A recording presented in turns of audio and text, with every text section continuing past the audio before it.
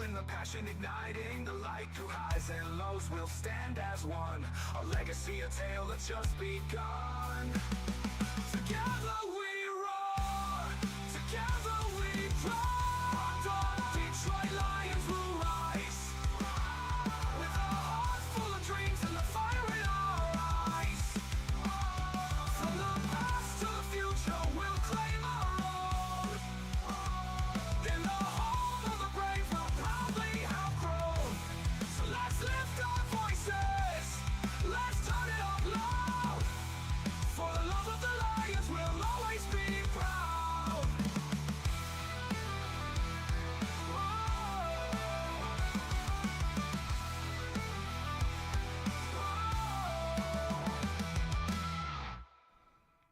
All right, welcome into the Rise of Grind Morning Show. Sorry about the late start, but I did figure something out because the show was labeled wrong today, and it was yesterday's thumbnail, but we know why now, so that shouldn't happen anymore.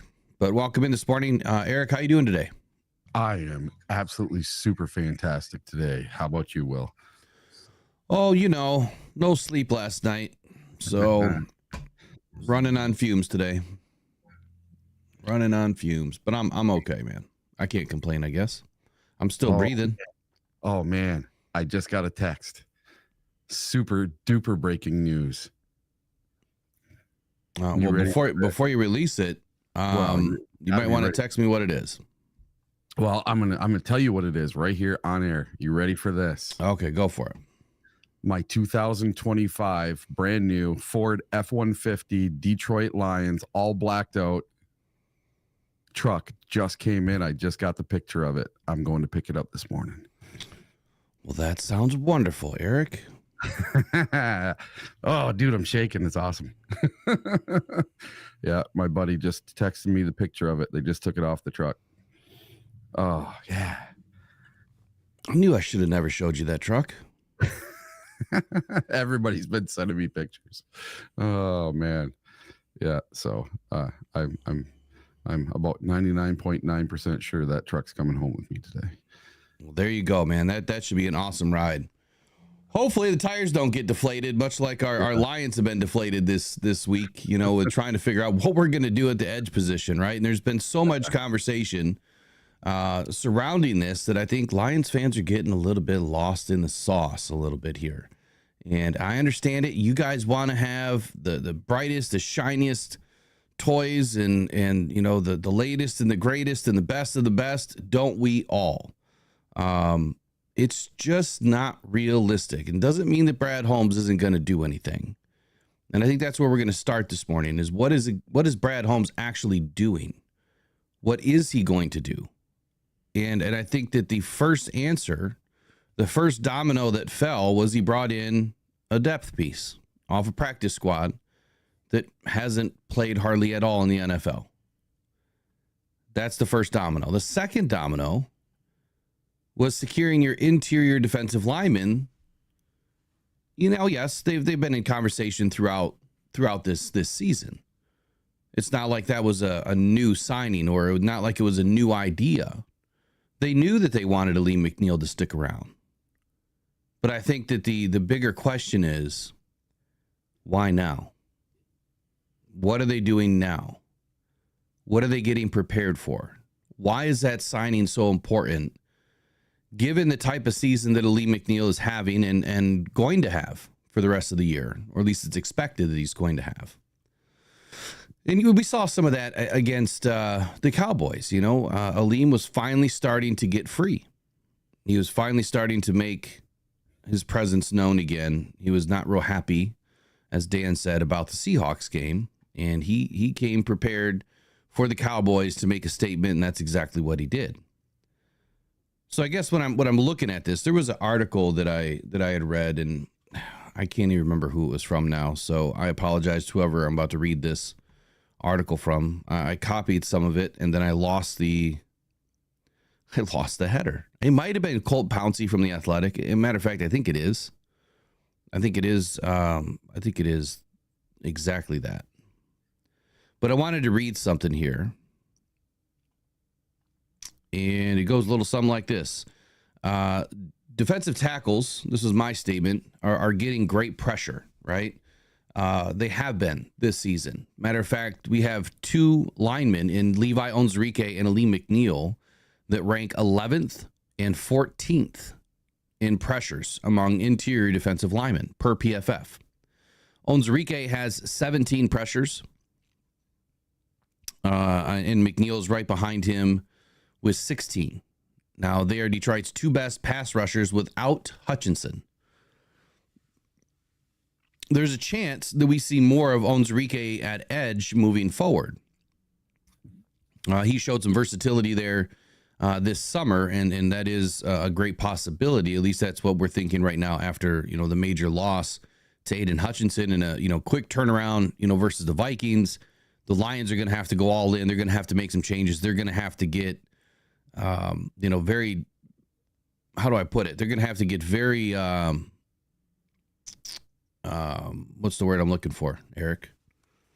I don't know. They're going to have to do some things that we haven't really seen. I guess I'm stalled out for words today. That's what happens with no sleep. That would allow Aleem anyway to play as much as possible alongside DJ Reader, which has always been the plan. Allow him to get as much time in to allow those two to work together, because DJ Reader has been absolutely incredible for this defensive line this season. I mean, his play, even though, again, he's not going to light up the stat sheet. That's not what he's here for. He does the dirty work. When I talk about the beehive and all the, hive workers working together to get to the end result here, you need everybody to do their job, right? You need everybody to fill a role. And DJ Reader's role is just game wrecker. He's just a big swinging ball just to crash this offensive line and to make moves and make waves and allow other guys around him to have success. It doesn't mean that DJ won't have success. Doesn't mean that he won't get to the passer. It's just less often you're going to see him getting to the passer, and more often guys around him that are a little bit more quick than him, a little bit more nimble on their feet, are going to find opportunity, like linebackers firing behind him or defensive backs firing off the side. And that's what we expect moving forward, especially against the Vikings. But we also have third-year edge, Josh Paschal. Now, he isn't exactly known for his pass rush repertoire, according to this article, but he is a solid run defender and should get an extensive look to prove his value. 6th-round pick Mekhi Wingo has flashed at times this season, mostly as an interior rusher, but the Lions did mention they believed he could kick out to edge on occasion. And then we have rookie UDFA Isaac Ukwu, who was called up from the practice squad and played his first NFL game on Sunday. And when asked about Ukwu's performance, Campbell said that he looked like a rookie. I think we all know what that means, playing his first game. But the Lions like what he's done in practice and will continue developing him. Others on the practice squad are Mitchell Agood and Al Quad Muhammad, and then, of course, we have Cam Gill. The big transformation here has been with Trevor Nowaski, so thankfully the Lions were able to pull him back. They lost him last year, and they got him back this year. Now, he spent a lot of time at Sam linebacker, I believe, with the Cardinals, and the Lions have been giving him some Sam linebacker looks while filling in for Derek Barnes. He played 29 snaps along the defensive line versus the Cowboys. I'd have to say he looked great. Like, Nowaski looked real good. And for the season, Nowaski's got 5 pressures in 28 total pass rush snaps. That's a win rate of 16.7. That's definitely worth a further look, wouldn't you think? Yeah. I'm excited to see what that kid can do. I am too. And then, of course, we still have James Houston. Now, I'm going to be dropping a video later today talking about James Houston. And I'm prepping for it now because on the surface, you're going to be thinking, wait a second. Why is that going to happen? Why would the Lions do that, given the situation they're in right now? And what I'm going to tell you is it's based on something that Dan Campbell said this week. Kind of perked my ears up. So I'm not going to give you all of the information. That's what the video is for. But you'll hear it, watch it, hopefully later on today.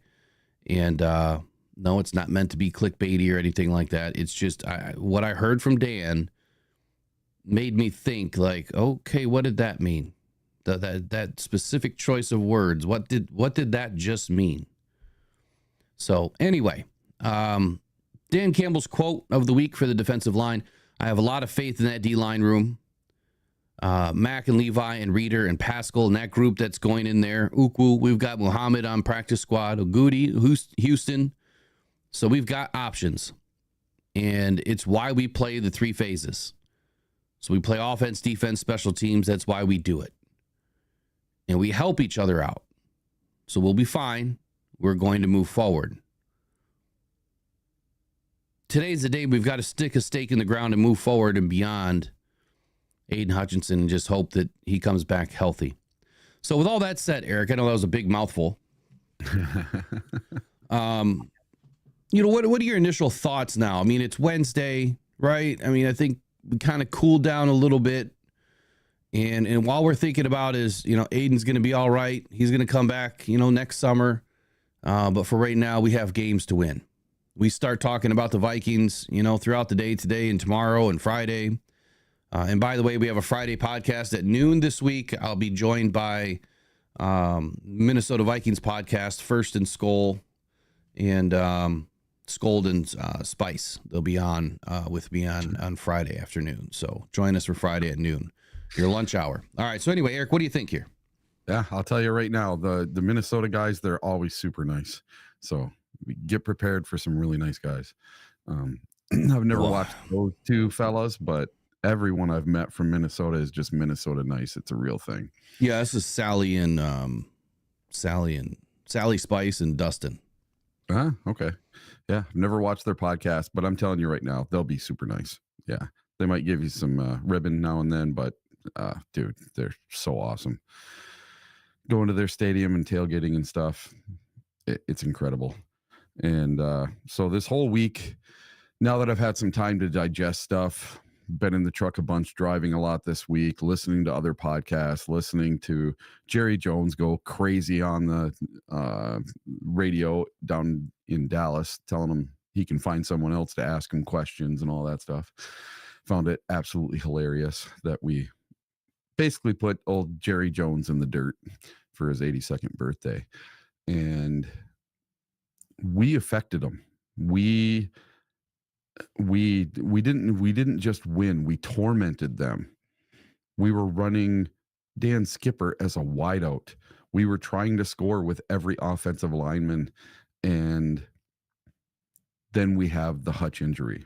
And I've had a little time to digest it, and I've seen a lot of fans, and I'm saying a lot of fans, lose their minds and go overboard wanting Max Crosby and Myles Garrett and, these trades that just are not going to happen. Okay. And if something does, I would be very, very, very surprised. It's probably going to be more of a mid-tier type of trade if we do a trade at all. I could see it where Brad does nothing. Next man up, we're going to use our guys that we have right here. We have such a tight-knit group that we will figure out a way. And that's kind of, I think, their motto. We'll figure out a way. We're going to make this happen. It takes more, so somebody else has to step up, right? So the Lions really like to look within. They don't like to look outside the building because those people haven't been through war. They haven't been in the trenches for 6 weeks. They haven't been there for training camp, and they haven't been there for the preseason. So I would suspect that the Lions don't really do too much. I don't see us really bringing in a 1A or 1B type of player. I don't think you're going to get that the type of production that Hutch was getting, even if you get a Myles Garrett or Max Crosby. I don't know as you're going to get the same production out of someone else that you would from Hutch, because Hutch was on a tear. He was literally leading in every category for Defensive Player of the Year. So we're just going to have to figure out a way to get some production, whether that's DJ Reader and Aleem McNeil, playing a few more snaps. Levi, you're going out to edge for a while. Wingo, you're going out to edge for a while. We'll see what happens. And I'm totally confident in what we have. And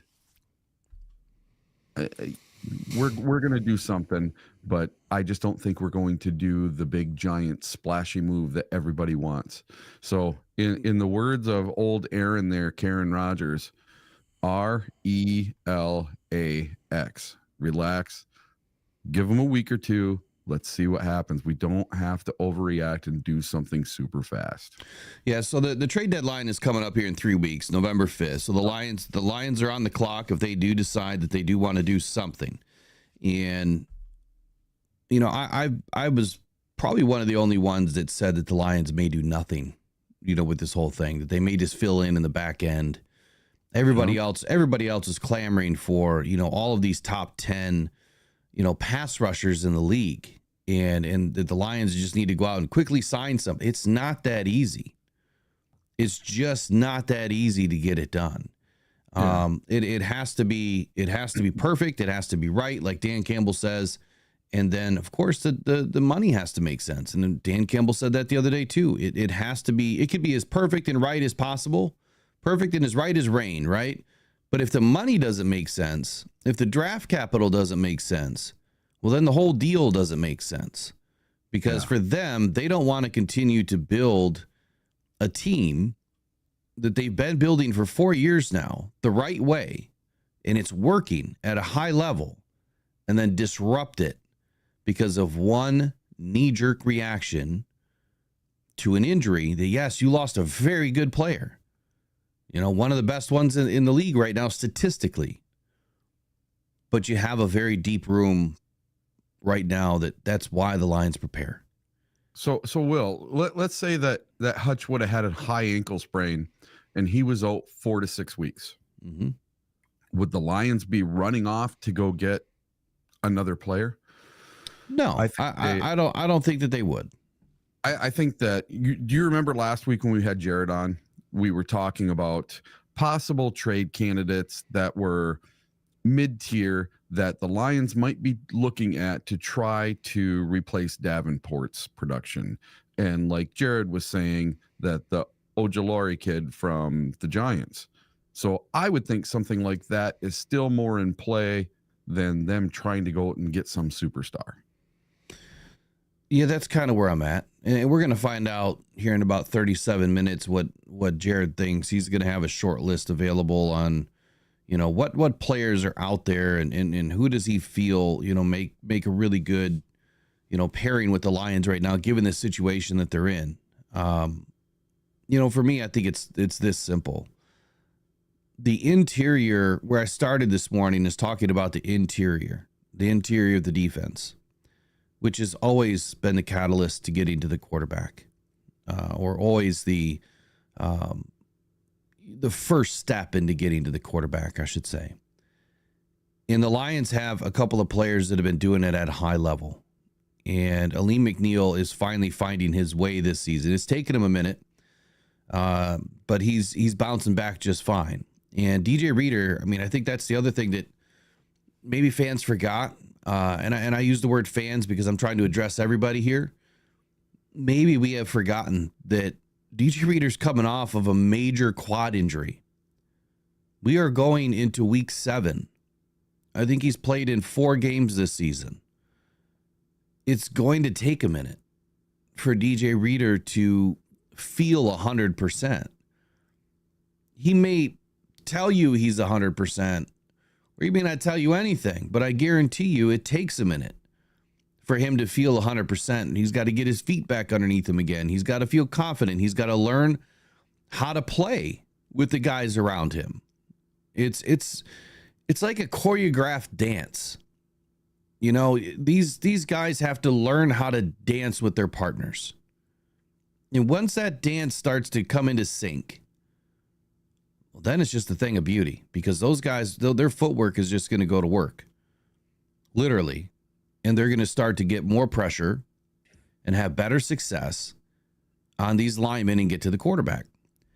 For instance, here, defensive tackle pass rush win rate rankings right now by ESPN, not PFF, has Ali McNeil as number 9 in the league. He's got, let's see, he's won 10 out of 80 plays. Now he's capitalizing on 13%. And where's the key to this? They've changed this. So where's the key? Where's the key? Where's the key? Where's the key? Their acronyms are funny to me. Hold on here.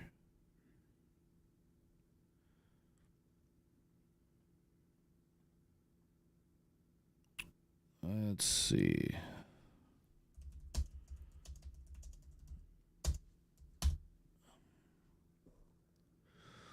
Well, I have no clue what this key means. They didn't even put a key in. Way to go, ESPN. You failed. But anyway, what I'm seeing here is Ali McNeil is the top 10 in the league right now with pass rush win rate rankings for defensive tackles.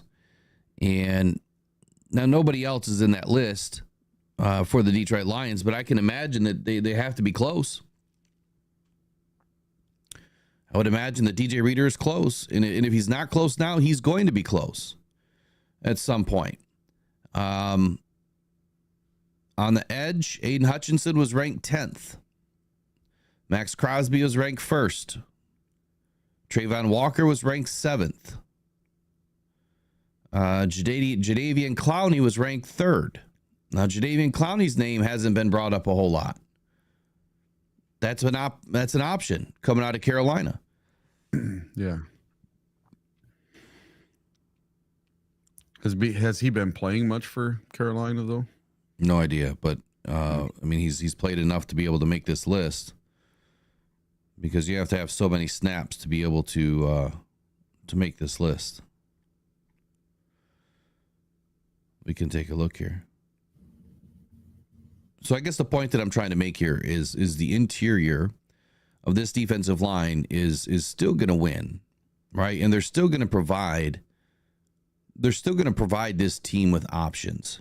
And at the end of the day, it's not like you have to totally scrap everything that you've been doing because you're down Davenport and down Houston and down Hutchinson, but just modifying a little bit. They don't need to continue to, go crazy off the end. Matter of fact, Josh Paschal had an extremely good game versus the Cowboys. Yeah, he was everywhere. And an extremely good game in his second game against or playing edge. And it's not going to show up in the PFF grades, which again, I would say that the PFF doesn't make any sense to me. When I was looking at Jared Goff's grade in PFF, I was like, what? How does that make any sense? I mean, the dude just completely balled out and his grade made no sense to me. But anyway, Josh had a crazy good game. He had a couple of pressures, a couple of hits, a hurry, a couple of tackles, a couple of stops. So to your point, yes, he was everywhere, but he played very good, solid, disciplined football. He doesn't have to just get to the passer. He just needs to control his edge. Same needs to be said for the other side. Whoever's going to play that edge now, they just have to control their slice of the pizza. That's it. We can utilize other players to get to the quarterback if that's what we need to do. We can modify, we being the Lions, AG, they can modify the defense a little bit here. Do I want to go back to zone? Absolutely not. I don't want to see us stuck in a zone scheme. I still want to see him aggressive with man-to-man. And that's where you have to be extremely disciplined as a defensive end in this league. If you're not, you can forget about man coverage. You're going to get burned up. All right, so this morning I wanted to talk about Lions salary cap situation. Where are they at right now? What else did we have on deck? Eric, did you have anything on deck today? Not a whole lot. Just saw that little thing about Adam Schefter on Pat McAfee, but that was before we even signed the kid from Cleveland's practice or the Bengals practice squad. Yeah, so that, I mean, it's really, that's a little ancient history. yeah. That if you were thinking that was from yesterday, I would say that there'd be something to it. But since it's from the 14th, it's yeah, there's nothing to it. A little bit of a bummer.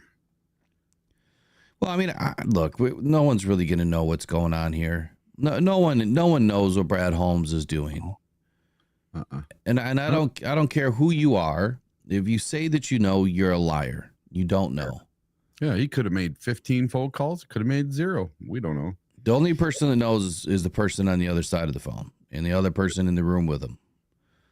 That's it. So when it happens, it happens. If it doesn't, it doesn't. It's as simple as that. If it happens, it happens. If it doesn't, it doesn't.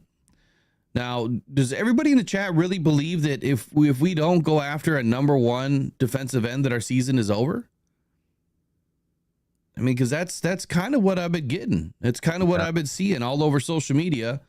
Yeah. Is Lions fans feel like this season is over if Brad Holmes doesn't do anything. Yeah, like I was telling you before we got on the show, there's so many Lions fans that just think that our Super Bowl window is closed if we don't go out and get a number 1 edge somewhere.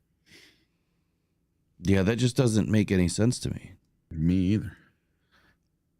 I see it from a different viewscape, I guess. Well, I would say this. We still have a lot of work to do in the back end of the defense. Terry and Arnold had his best game. I mean, the players really showed up in a big game. It's not like this was an extremely easy game for them. The way that it was matching up, yeah, we had a little bit of an opportunity on offense because they had some defensive players that were down. But on the offensive side of the ball, I mean, they weren't really missing a whole lot. So our defense just showed up. And after Aiden went out, our defense still played great. Let me look at some of the PFF scores. So Aiden Hutchinson, Fred Peterson with $1.99 super chat says, I don't want a top tier defensive end in Brad I trust. I mean, I'm not saying that we don't have to get one, right? I'm just saying the season's not over if we don't get one. Appreciate the donation, Fred. Super shout out to you, my man. Let's get you Gibbs TD. Goff takes the snap, Gibbs to Gibbs. Gibbs bounces through a hole. There it goes outside 20. Gibbs 15. Gibbs 10. Angling to the end zone. Touchdown, Detroit Lions. Oh, baby, what a run. So when I look at PFF, Josh Pascal was the 17th rated Detroit Lion on the day. And so if you grade just by the numbers, if you evaluate just by the numbers, that doesn't speak a whole lot. But then again, if you watch the game and watch the tape, which is scheduled tonight, I believe at 8 o'clock tonight, you'll see a different game. You're going to see a different side to these players. Another shout out here to Ed O'Neill with a super chat, $4.99. Appreciate it, buddy. He says it's pretty simple. Who on the D-line can do what Chris Jones did in the Super Bowl and get a critical sack to give the offense an opportunity to tie the game? I understand where you're going with this, Ed. And I would say I appreciate that. But Chris Jones being a defensive tackle, I would say that we have DJ Reader, we have Ali McNeil, we have Josh Pascal, we have Levi Onwuzurike. We have guys that can do it. I don't know if that's what you're trying to say, but in this game against the Dallas Cowboys, our defensive tackles led the charge. They had more sacks and pressures on the day than our defensive ends. So I think that that's kind of telling. Now, I don't really appreciate the Dallas Cowboys offensive line. I don't think that they're a top tier offensive line by any stretch of the imagination, but they came to play. They were making Zach Martin look like a practice squad player. Yeah, no, Zach is so well beyond. He shouldn't even be playing. He's well beyond his years, man. The game has left Pro him. Bowler, and you're making him look like a practice squad player. Let me get these ads shut off real quick. That's how good our defense was playing. One thing that hasn't been talked about much about our defense on Sunday versus the Dallas Cowboys, I liked seeing Ennis Rakestraw. So he came in for Carlton Davis and he logged 37 snaps. And it was nice to see him out there, and he played pretty decent. He didn't light up the box score. He didn't have a whole bunch of tackles or sacks or interceptions or anything. But, man, he had nice sticky coverage, stuck with his guy, and he didn't get any flags.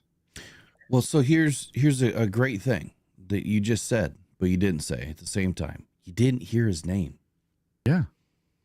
If you're not making the news, right? If you're not making the headlines, that's a good thing for a defensive back.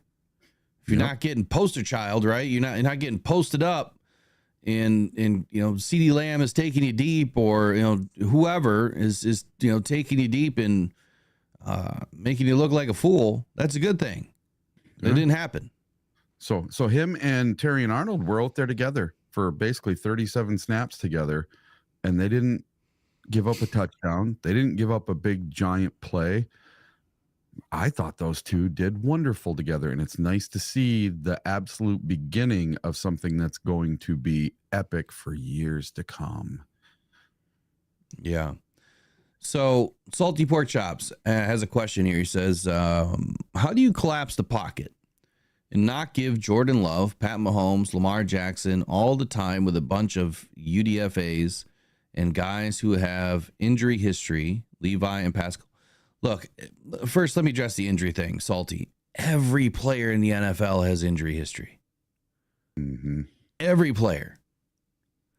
Matter of fact, let me do this. Let's take a look at, let's go Max Crosby.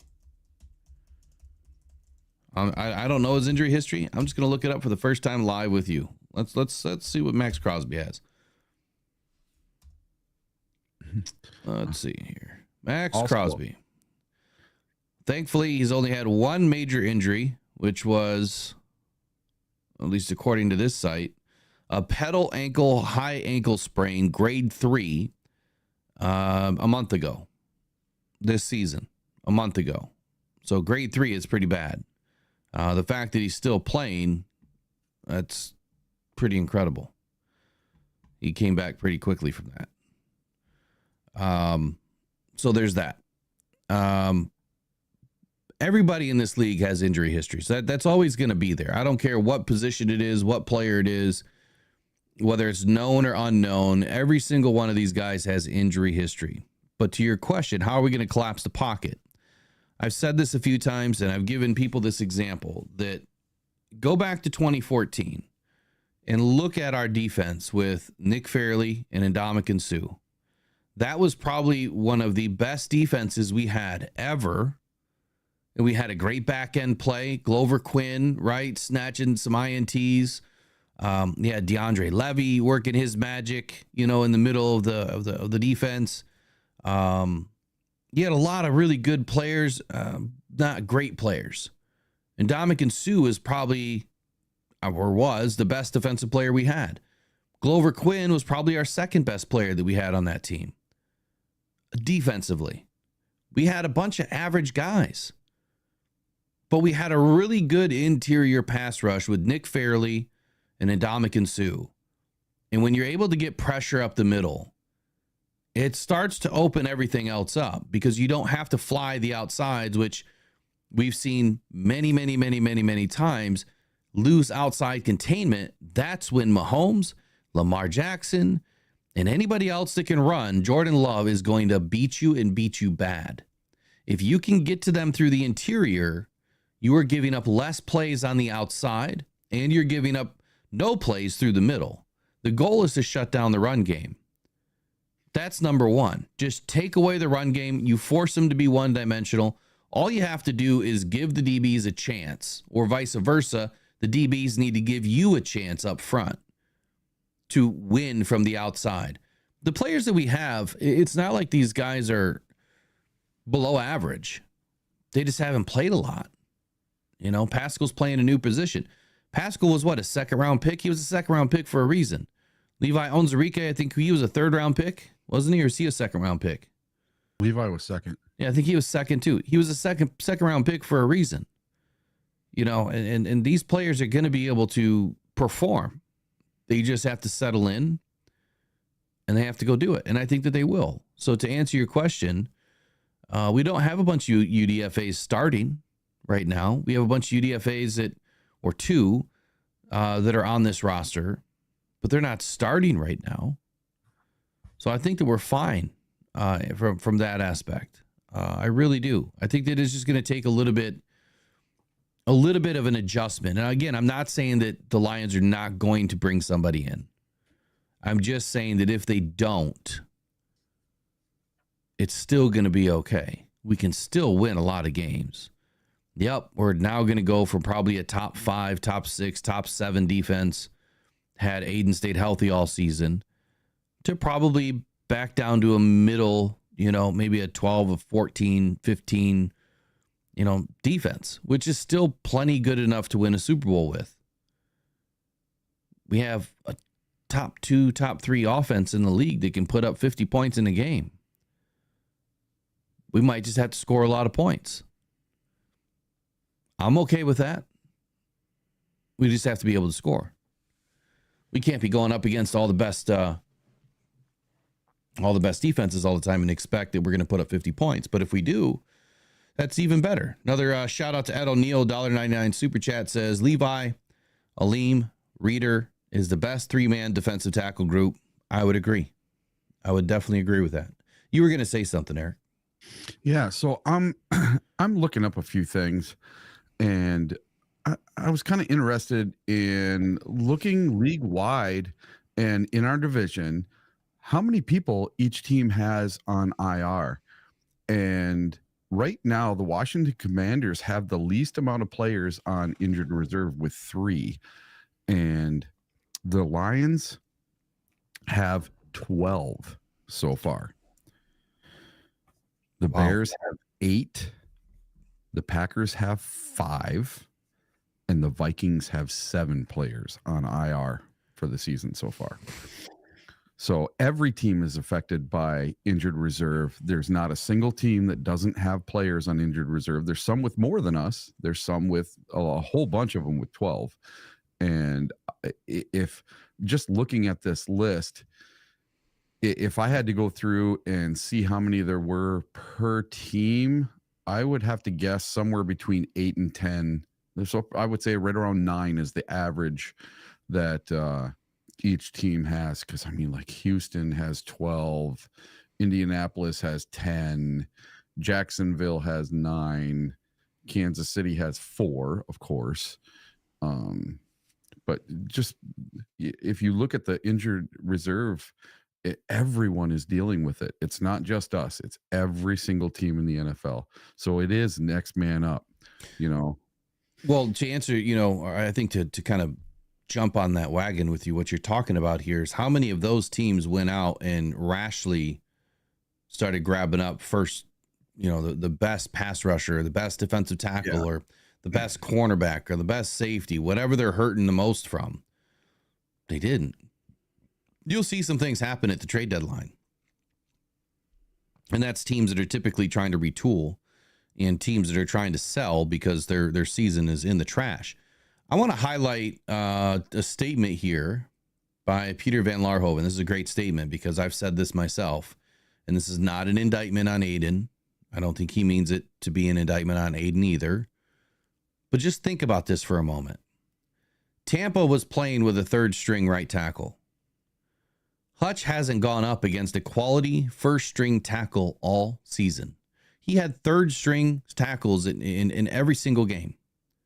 Every game. Now, I don't remember if Dallas was third string or if it was second string.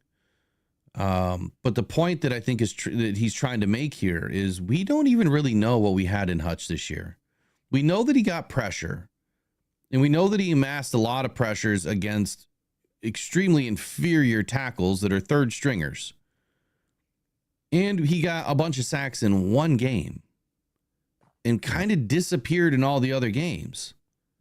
He would get a late sack here or there, you know, whether it was against the Seahawks or actually, I don't think he got a sack against the Seahawks. Late against Arizona. It was late against the Cowboys. Obviously, it was the last and only one versus the Cowboys.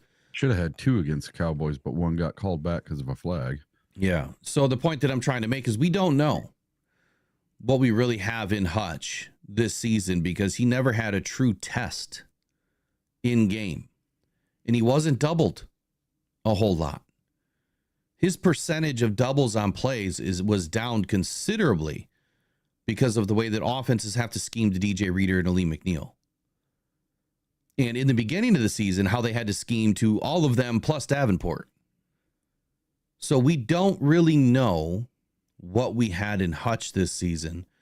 Still a phenomenal player. Clearly. Gonna be sorely missed, yes. But I think the point that maybe Peter's trying to make here too is if Hutch was able to do that against, you know, these lower tiered tackles, why can't Pascal have some success against these lower tier tackles that we're probably going to be facing against some of these teams? And that would probably be a good exercise for tomorrow is let's take a look at the rest of the games that we have in front of us or sometime this week and look at their tackles and, you know, how many teams are missing tackles for the rest of the season or how many have tackles that are banged up. And I'm sure Brad's looking at that too. You know, how many of these games in front of us are we going up against their number ones right now, or are they already in, you know, injured reserve and we have a better break? You know what I mean? I haven't looked at that yet. So that'd probably be a really good exercise for us. To finish Peter's statement, he says, did Hutch play against worse? The answer is no, he didn't. So you guys can take that for what you will. I think it's a good point that needed to be said because look, we're not that bad off. I think that we have a really deep group and we're going to have more success than I think you guys realize. Does that mean that we're going to go in and whip the Vikings? Probably not. Does that mean that we're going to make it a fight? Probably. It's probably going to have to be won by the offense this week. This team, you know, believe it or not, losing Aiden is going to affect them mentally. Hopefully the coaches will get them, you know, reorganized and get their mind out of it and back on the game quickly. Because if they dwell on it too much, it's gonna trash their season. So they've got to stay mentally sharp. And it's not that they don't love their guy Hutch. It's just they have a game to play. They have a job to do. And that's just how they have to focus. And that's how we're all going to have to focus. Good work, Trace. Appreciate you pushing it. I took the ads off. And if you guys are new, I see that we got close to 170 people in right now. If you guys are new, what we do here on Rise of Grind Morning Show is the ads we like to turn off from YouTube. We just ask you guys give us at least 50 or 60 likes, you know, in the morning. So that can help us kind of get out there to new viewers. That helps the algorithm. And on the back end, we turn off the ads so you guys don't, you know, have to worry about those. And you can have a seamless interaction with the chat and with the show. So appreciate you guys as always. Go ahead. You're going to say something, Eric. Yeah. So, Will, we've been Lions fans for decades. All right. I've been a Lions fan since the Silverdome days and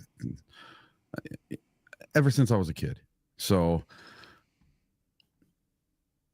something tragic happened a long time ago in the Silverdome in a game for the Detroit Lions.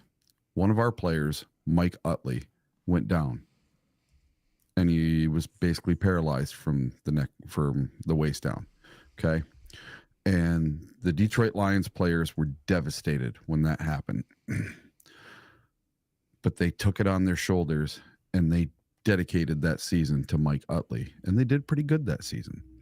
So I'm hoping that the Detroit Lions this year can make it a rally and make it their fight song to do this one for Hutch. And the first thing that Terry and Arnold put on his Instagram the very next day was I'm dedicating the rest of this season to Hutch. You know, let's do it for Hutch. So let's do it for 97. Let's make it happen. I hope they put a 97 on all their helmets. That'd be awesome. Yeah, that's what I was talking about the other day. I was trying to get everybody to put it on their social medias on Monday to see if the Lions could somehow figure out a way to put 97 stickers on all the helmets. But then the more I thought about it, the NFL is not going to allow it. It would be very difficult because they're very particular on what they allow for uniforms. That's part of the uniform. So unless it's approved before the season, I think that my idea was just going to fall on deaf ears. Yeah. Which, I mean, it is what it is. And Tracy, she brought up the Mike Utley thing too. And you're right. When we were talking about that the other day, tragic things happen all the time in this game. And, DeMar Hamlin last season, that was huge. Was it last season or the season before? Season before. Yeah. It might have been the season before. I mean, it's huge, right? And people didn't know how to react. A player just died on the field and then came back to life. And yeah, the team had to figure out a way to move forward. They had to. It's part of the game, and these guys know what they signed up for, and they know now that they have to pick up the slack. I like what Dale says here. Our players view themselves as more than players. They believe they are family. And that's what I was talking about. They go through the trenches together. And that's why I don't think some outsider is going to fit, because these guys are super tight knit. And what did Dan Campbell go into the locker room and talk about right after the game? That this is the most together family tight knit group he's ever had. Yeah, it really speaks volumes to the team. And I like Steve Wittes' idea here. So instead of doing the sticker, they can do the eye paint. So they could all do the eye paint design as a way to honor him. They could definitely do that. Yeah. Matter of fact, we should all do that at the next home game. Everybody wear the Hutch eye paint at the next home game. Yeah, let's do it. I'll do it. So I think that would be a great way to honor him. That would be the Titans game, right? Yeah, somebody's going to have to help me because I don't know if I can do it left-handed, but because I'm going to be in a sling. I don't care. 5 days out of surgery, I'm flying down to the Titans game. I'll have my stewardess do my seatbelt and put my luggage in the overhead compartment. You're a sissy, dude. You got one arm left. What are you talking about? I'm doing it. I'm going. I don't care. No, I'm saying you're going to have somebody. You still got one arm left, dude. Come on now. I'll have somebody to help me. Yeah. Oh, sissy, dude. You tried doing a seatbelt with just one hand. Oh, my goodness, Eric. I don't know, man. Try it, man. I've already went through a surgery on both hands. I know what it's all about, man. You must have done a lot of work as a teenager. You burning up your wrists and your arms so quickly. Jesus. Threw over my elbow too. So here's your PFF grades for Sunday. Aiden was a 95.1. Brian Branch was a 93.3. Jalen Reeves-Maben was an 89.1. I mean, Germ, 89.1. Like, the dude popped off the page when he got in and got some action. He only played in like 14 snaps, but he was everywhere. Carlton Davis was having his best game of the season, 88.4, 89.9 in coverage. Brian Branch, 91 in coverage. Kirby Joseph, 87.5 with an 83 in coverage. Ali McNeil, an 83.5 and an 80.4 on pass rush. Jack Campbell, a 79.2, 81.5 in tackling, 77 in coverage. His best coverage game of the season. DJ Reader, tied for 7th on the team, 79.2 overall defense, 77.8 in pass rush, 68.7 in tackling. Kyle Pecco, as we know, we lost Kyle Pecco too. He only had 5 snaps. He went out early, but he was having a good game. Malcolm Rodriguez, 76.8, 74.9 in tackling, 83 in coverage. Like, these are extremely good coverage grades for guys that you would expect it. Like Jack and Malcolm, like, they haven't been the greatest in coverage. And this game, I mean, they played incredibly well. Ennis Rakestraw, just talking about him. According to this, he had 17 snaps, 67.5 defensive grade, 67.2 in coverage, and on 3 targets, he allowed 2 catches. So 66.7 reception rate. But for how many yards? 9.5 yards of reception, 14 yak yards, a long of 15. So, I mean, decent, pretty decent score. Yep. Overall, team played great. Terrion Arnold, even though he had a much better game, he had his lowest tackling output of the season at 29.6. I just don't get it. I really don't. And the one that really, frustrated me, the one that really frustrated me was that one, because it just doesn't make any sense. I don't know why his grade is so bad. I thought that Terrion had his best game of the season. I absolutely did. So there's a big difference between the eye test and the grades. The grades are just part of the story. Yeah. But the eye test will tell you everything. Offensively, though, for the Lions,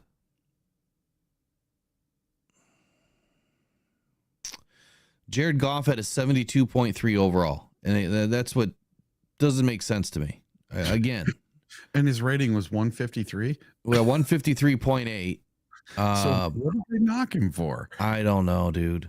His passing, they said, was a 73.3. I mean, how much better can your passing be with 14 explosives? How? Now, why even grade the guy on his run game? Because he's not a runner, and in his run blocking, I mean, I can't ever tell you when I've seen Jared Goff block. Didn't he have like 3 runs for like 9 yards or something? Something like that. But he's just not a runner, Incredible. that's speed demon. Jesus. Yeah. What more can you ask from him? Well, it should have been a late hit on the one where he went down, he gave himself up, and the guy still jumped on him. But yeah, of course it wasn't called. But anyway, I just don't get it. I those are the grades that confuse me because it doesn't make any sense. But Khalif Raymond had the best day out of all offensive players. 90.9. David Montgomery, 90.3. Penei Sewell, 87.1. Tim Patrick, 81.1.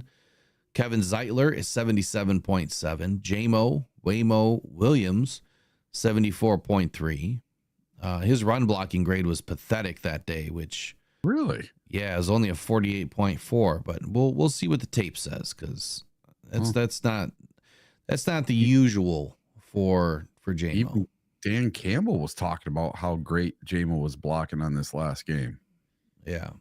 All right, Justin G says, I know Will and Eric are going to roast me for this, but can we fantasize about the Raiders lying through their teeth, trading Max to the Lions for a couple of firsts while we keep secondary on cheap rookie money? Dude, I could win the lottery too if I buy a lottery ticket. It could happen. Justin, I'm not going to knock you for that, man, but I think giving up 2 firsts would be completely crazy. Oh, you know what? Let me check on Jared. Is Jared in the house yet? I don't see Jared. I don't see Jared in the back room yet. Got 1 more minute.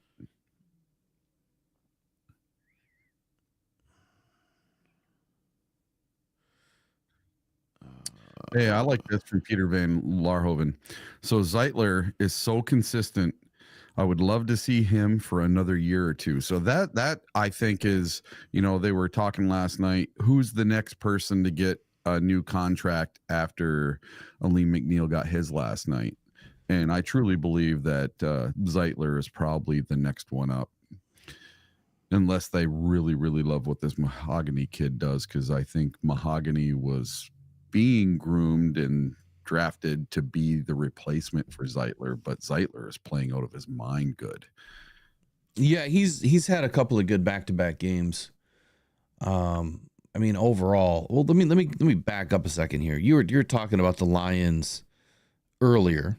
You were talking about the Lions trying to get all of their offensive linemen in some sort of a catch, right? Or a touchdown, something, right? Yeah.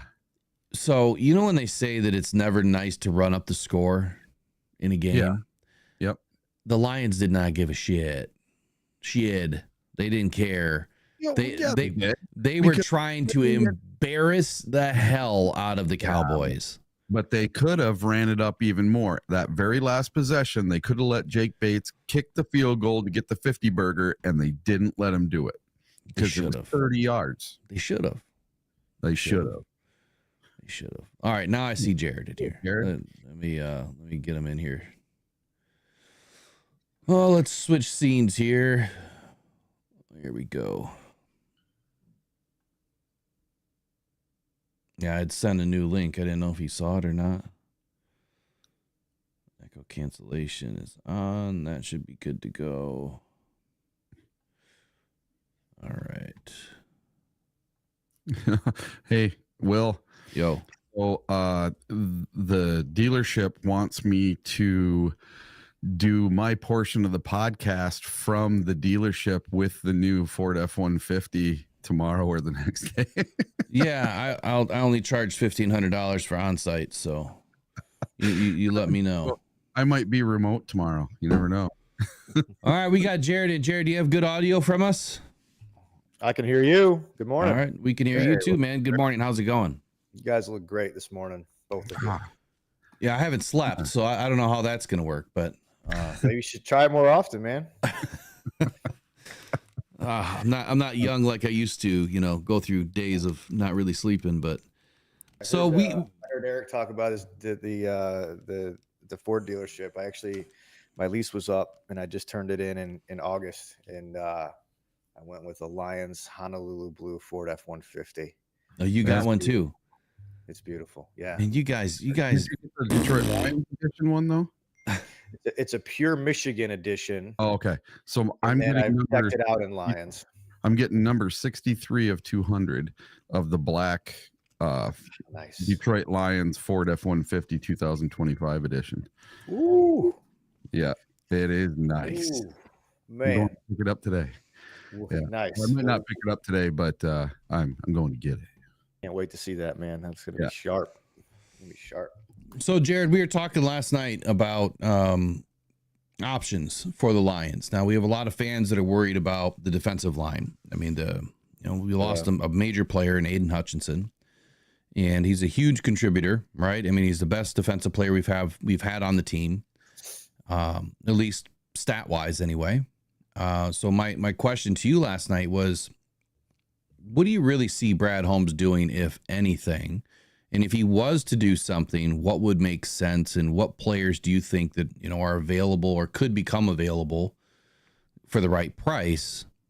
And kind of put a short list together today and let's talk about it. So what are you thinking? I think the first thing I'll say is that the person most qualified and skilled at figuring this out is the person who's in charge, which is good, right? I think it's kind of made this this topic a little less like in past years. Like, we've just felt like the organization is just in this dark place, and the people who are running it don't know what they're doing, and so the voices get loud. We want this, we want that. Like, I have no idea what Brad Holmes is going to do, but I do know what he does do is going to be for the best interest of the Lions. And so it's just a matter of like, what options are out there, and like it's a fun topic to talk about, right? But I'm certainly not an NFL GM, nor would I ever be qualified even remotely to be one. There's so many things that we probably don't see behind the scenes, but a couple names, and I've certainly read some things in, just in blogs and in, not to say Lions blogs, because I think Lions blogs tend to go down a certain path, right, with what they want. They want the bigger names, they want the bigger splashes, but a couple names that keep coming up that make some sense. Harold Landry would be the first one. Currently in Tennessee. Right now, though, he's in a 3-4 defense, so he would have to. And he's a little bit smaller, right? Not smaller, like so. Hutchinson was what 6'7", 265. Yeah. Harold Landry's 6'2", 250. So he's smaller than Hutch. Not so much in weight, but just in height. So getting his hands up in the lanes and things like that, the reach he could have on an offensive line could be problematic. You would essentially be moving from a strong side linebacker to a rushing end, which can happen clearly. Been in the league Is that your phone going crazy? Is that you? Yeah, it is. Somebody's banging a whole bunch. Is the house on fire? Oh my gosh, what do we got here? Let me sorry about that. No, you're good. I just want to make sure you're good. I'm gonna turn my phone off. This is the time of day where a lot of things kick up. So oh, I got you. Sorry. Just chatter, right? This is just kind of what we do, right? And there was a fake report on Matthew Stafford being traded to the Giants this morning. That's got everybody in an uproar. Oh so no. I assume it's fake. I haven't seen anything to substantiate it, but it's Stafford traded to did you say the Giants? That's what's apparently. There's a fake quote from Adam Schefter. I believe it's fake. Otherwise, I think other things would be lighting up. But right now, it's just. I'm going to see if I can mute these. Yeah, mute for 1 hour. There we go. So let's talk about Harold Landry for just a second here.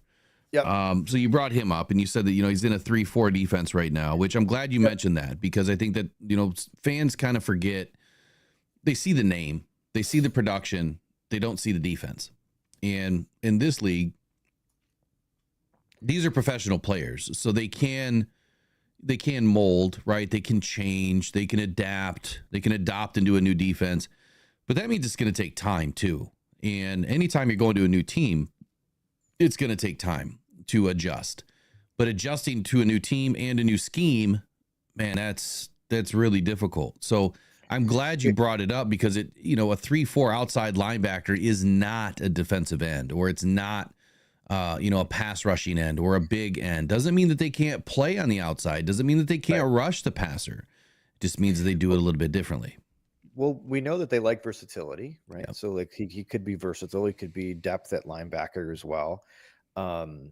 Or it does work when you have somebody, at least in my opinion, who you say, hey, it's third down, it's a passing down. You're going in, rush the passer, right? Like, don't worry about learning the defense. Go get the quarterback on the downs that you're in there, right? So that could simplify things a little bit, but he just doesn't fit that mold. Like, he's 28. He had an injury in 2022, but he's bounced back pretty well. They can get out of his contract at the end of 2024 if they wanted to, but it would carry some dead cap. And he just signed an $87.5 million contract in 2022. I just think I don't see, especially with Aleem McNeil signing his deal yesterday, I don't think they're going to tie up a lot more money into the D line. So I don't think he's going to be a fit, but I see him being talked about quite a bit. The interesting thing here is he does have ties. He spent 4 years with Terrell Williams, our defensive line coach in Tennessee. So if he is a culture fit, or if there's something that Terrell Williams saw in Harold Landry that says, no, he could do this, he would be appealing, because there's at least some familiarity. So 3 things on Harold Landry that you've pointed out that make some sense here. You got a tie to Terrell Williams. So that's always good. So that means you understand the player, which is a big one for Brad Holmes. Is he always says, we don't know these guys, or we have to know these guys. So that's a good one. Number 2, contract. As of 2024, if they were to get off of his deal, it looks like there's about $36.9 million that would be owed. So that 36.9 is what the Lions would be bringing in for 25 and 26, if I understand his contract correctly. So you're talking 15, 16, 17, ish per season for Harold Landry. And then number 3, talking about his size. So Harold Landry is former round 2 pick selection, 41 overall. 2018 to the Tennessee Titans. He's 6'2", 252 pounds. Great speed, though, 4.64 speed. Definitely outside linebacker size. So far through 2024, he's grading out right now as a 69.4 overall defense. Pass rush, 54.2.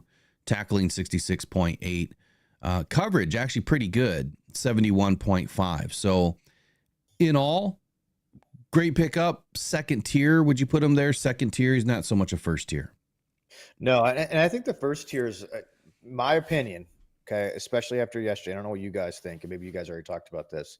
All the first tier, in my opinion, are out. The Reddicks, the Crosbys, people are talking about Myles Garrett. Like, there's no way. There's just no way we can't do that. And it just doesn't fit the way these guys typically operate either. So I think those tier ones, I think are. I didn't think we were going to do it before. After the contract yesterday, like, there's only so much you can put into a D line, and you're going to pay Hutch. You can't pay three people. And some of these guys too, like a Landry, a Reddick, like, they want new deals, and we're just not going to be able to meet their new deals and what they want. Well, let me ask you about Reddick real quick. I don't know if you were going to talk about him or not, but so for Reddick, he's kind of a headache. You know, he gets traded. He doesn't get a new deal right away, and he says, "Nah, forget this. I'm going to hold out. I'm not playing for you. He hasn't played. Right. He hasn't played since last year. Right. Right. He's just not a guy that they're going to want around. They don't want the circus. It's not worth it. And when you haven't played, it's going to take you a while to probably ramp up to game condition and then the chance of injury on something like that is substantial. So I just, for the amount you have to pay him, taking on that kind of risk just doesn't make sense. So you talk in a pathway that is much different from me, right? I'm a little bit more bold and kind of straight to the point. And I mean, you bring up things about substantial injury impact. I didn't even think of that. The fact that he's sitting. There's a difference between pumping weights, pumping iron, running on a treadmill, way different than running on turf, running on grass, making contact with grown men, using different muscles that you're not using in the gym. Much different perspective here. So I'm glad you brought that up. The last thing I want to say about Reddick is he too is more of the 3-4 outside linebacker style of player here. So not a direct fit. He would be more of, a round peg in a square hole, but you could probably make it work. You know what I mean? That's at least my opinion. Eric, do you have anything to add to that? Yeah, I'm out on Reddick and any of these real top tier like Trayvon Walker or Garrett or Max Crosby. I just think it's a pipe dream. Teams just do not come off of those kind of players in the season. Right. When's the last time you saw a defensive edge that was highly drafted and is in the top 10 get traded during the season? I mean, we had a couple last year, but they weren't top 10s. There's a couple towards the trade deadline that we had Josh Sweat, you had Chase Young. There's a couple of other ones, but nothing like Campbell said it yesterday too, or a couple of days ago. He's just like, these guys just aren't available. Right. And what you have to pay to get them is tough. It's a slim to none position right now in the NFL. It is very difficult to find these guys. And the reason is it's such a unique body type and body size. There are so many more linebackers and defensive tackles, but finding someone right in the middle is difficult. So what's next on your list? So this is this is probably a borderline pipe dream. This would be like the top of what I would think could be possible. But also probably, if I could choose, my best option, and that's the Trey Hendrickson from Cincinnati. Yeah. Mm-hmm. Now, again, he's expensive, fairly expensive, right around the same as Landry, but he's got a lot more flexibility in his contract. They had a potential out this year where a cap hit of $20 million. If we had him through 2025, he would be a free agent. That gives us this year and next year Hutch's new money isn't going to hit until after that. So he could fit salary wise in there and not have to mortgage the future. It would be like essentially a year and a half loan instead of a 1 year loan. What's interesting on this one, is you probably remember he requested a trade earlier this year. Right. So there's something happening in Cincinnati. Cincinnati as an ownership group, and Jamar Chase is finding this out as well, is tight. They don't give out big contracts. And the fact that they gave Burrow his is very interesting. But Mike Brown and the Brown family just does not give out massive contracts. That's why a lot of people have left Cincinnati. And I'm not convinced Jamar Chase is going to get one either. He probably will, but there's a chance he doesn't. So I don't see them giving Hendrickson the type of money he wants. And I think Hendrickson knows that. The most interesting piece here is Trey Hendrickson. He generally plays on the right side of the defensive line as an end. So he's in a 4-3, but he has ties to both Campbell and Aaron Glenn from when he was in New Orleans for 4 years. So they know Trey Hendrickson very well, right? I don't know what they think of him, but he played for 3 or 4 years in New Orleans when Campbell and Aaron Glenn were there. Price on that, they're anticipating it would be like a second round pick plus a future pick. So a pretty high price. What was that again? A second round plus a future pick. So probably like a second and a fifth to get Hendrickson. So the price is pretty high to acquire him. That's just an estimation. Like, I don't know what the reality is, but that's the estimation. And if you can get him for a second and a fifth, it's certainly interesting. I just don't know if they would. I just don't know if they would do it, knowing that they're probably not going to be able to resign him after next year. So here's the quick and the dirty on Trey Hendrickson. One, as much as I've been saying that I'm sort of out on, the big name players, I just don't see a huge fit. He is probably, I'm in the same boat as you. He's probably one that I am a little bit more intrigued with because, again, you have the factor that he's got familiarity with some of our coaching staff, number one. Number two, he is a former third round pick, 103 overall selection, 6'4", 270, 4.65 speed. So perfect combination of size and speed. I don't know his arm length, but I'm kind of a stickler on arm length. I want to see these guys have, north of 33-inch arms as an end. I know Hutchinson was a little bit light, but he's found a way. He's found a way to work around it.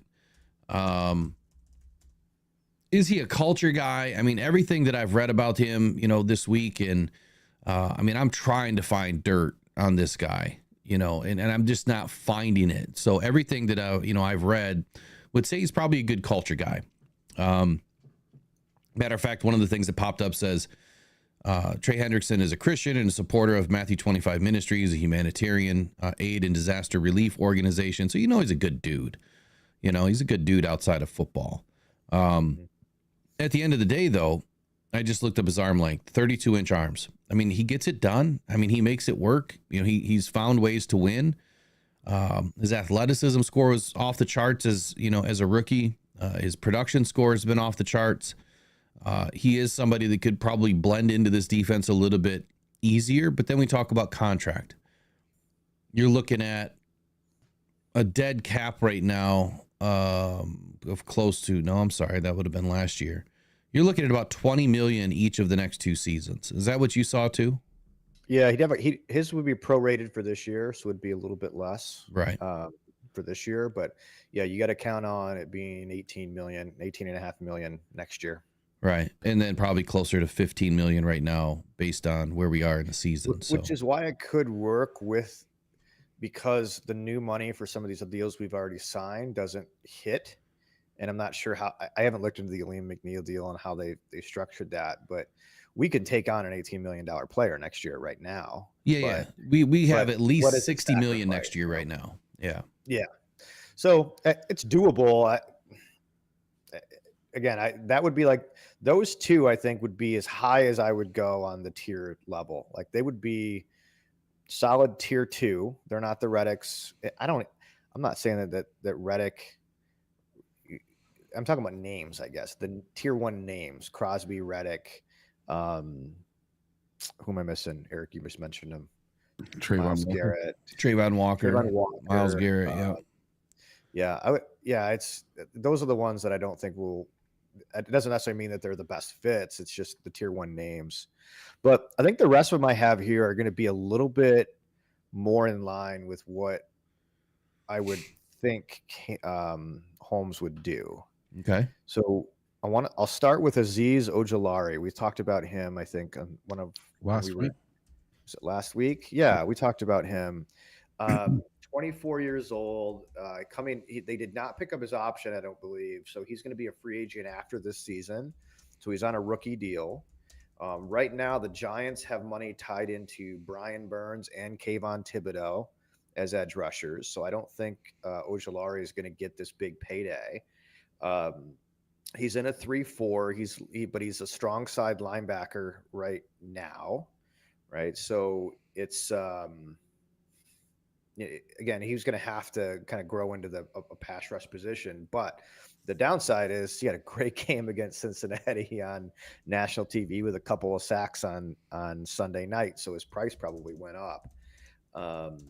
Right now with Kayvon Thibodeau on IR, I don't know if the Giants can afford to lose him because he's having to step in for Thibodeau right now. And so I think that could complicate the willingness for the Giants to move off of him. But I don't see him getting paid after this year with the Giants. The asking price on him projected to be a 3rd or a 4th round pick, and then likely some sort of new deal. But his new deal isn't going to be the size of some of these other ones. It would be more. I think it would be more reasonable. So he's one that I'm actually interested in just because of his age. He's 24 years old.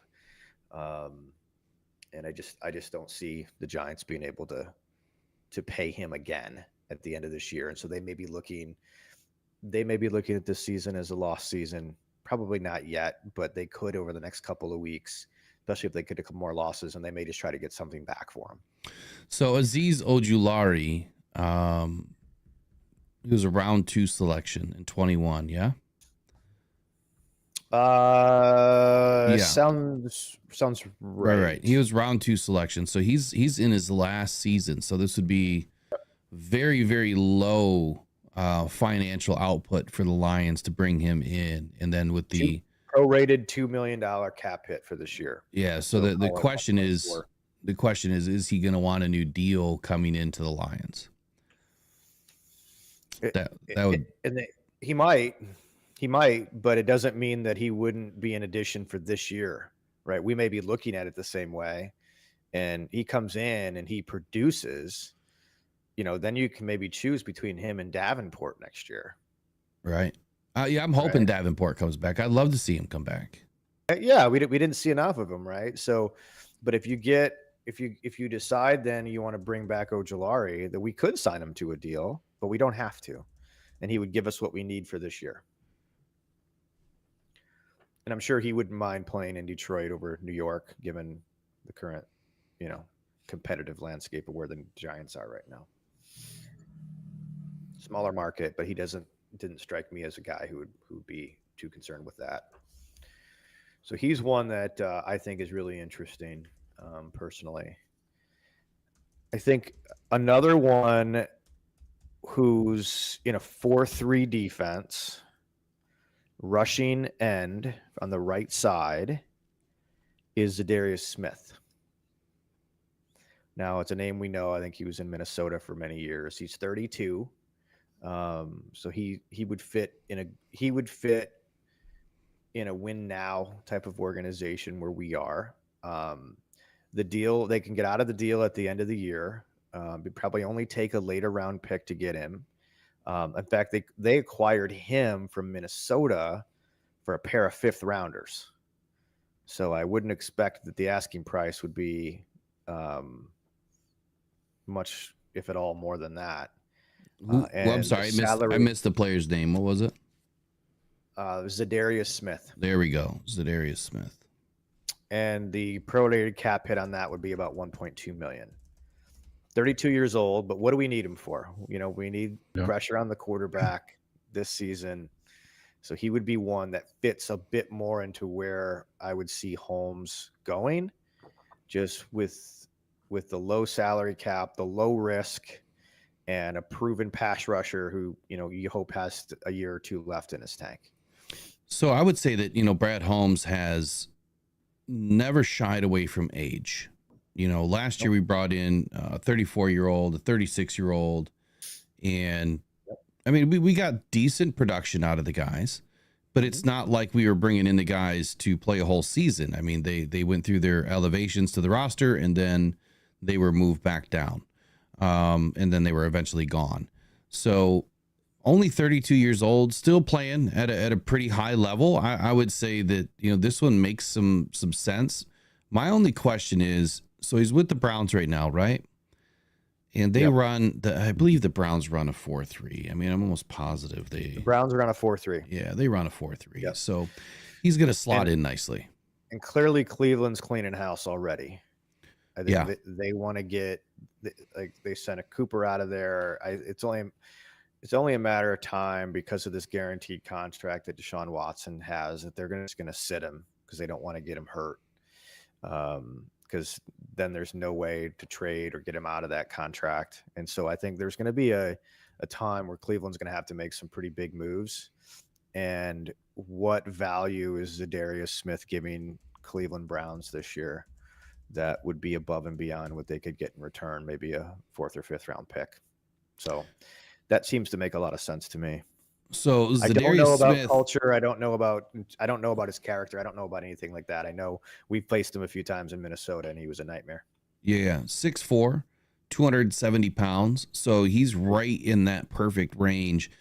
So Jared, I didn't know you prior to the beginning of the season, and I went through an entire workup during the lulls of the NFL season, and I looked at the top 20 defensive ends, currently playing over the last 10 years, and that 6'4", 250 to 270 was a perfect size based on what I was able to delineate from all of the best defensive ends to do it. So he's right there, 6'4", 270, it's a good size, good weight. Not so sure about his arm length. And let me get that real quick. These are things that I care about. I'm sure that, Brad Holmes looks at some of these things to a degree, but at the end of the day, he probably cares more about production than anything. Zadarius Smith's 32 and 5/8 inch arms, 10-inch hands, listed at 6'4.5 inches by the NFL, 274 pounds. So he's right there, man. He's like perfect size. His arms are 3/8 of an inch shorter than I like at a minimum, but his 10-inch hands kind of make up for the length in the arms there. And in production is everything. So I do like Zadarius Smith as an option, and it's not an expensive option. Maybe on the surface it looks expensive, but it's really not. It's really not at all. So I like it. All right. Now, and that's where I would put it. Like these last couple, Ojulari and Zadarius Smith, I would put as like a tier 3. Okay, and then I have three people that I would say I would put in like tier 4. Still very good, but like if we're taking out tier 1, let's just take out tier 1 right now. Then let's just rate the rest of them. So the tier 1s would have been then Hendrickson and Landry. Then the tier 2s would be the Ojularis and Zadarius Smith. So let's look at the tier 3s. Dietrich Wise from New England. A pending free agent. So last year of his deal, 30 years old, cap hit of about 7.6 million. So nothing too crazy. He plays on the left side, but it's a 3-4 defense. So it doesn't fit necessarily the scheme that we're running. But given his the cap, given where he is in his contract, he does rush the passer well from the strong side linebacker position. He plays mostly on the left. Actually, he's not a strong side line. He plays mostly on the left. So he would be a potential fit for us as well. Now he does have some incredible size. Big boy. Yeah, 6'5", 274, 35 and 5/8 inch arms, 10.5 inch paws. You want to talk about reach? Like he can, reach around and grab, the running back when he's engaged. And that's what you like to see is, being able to be diverse in your ability at the line. So round 4 pick 24 overall in round 4 in 2017 draft by the New England Patriots. Is he still with the Patriots right now? Yes. He's still with the Patriots right now.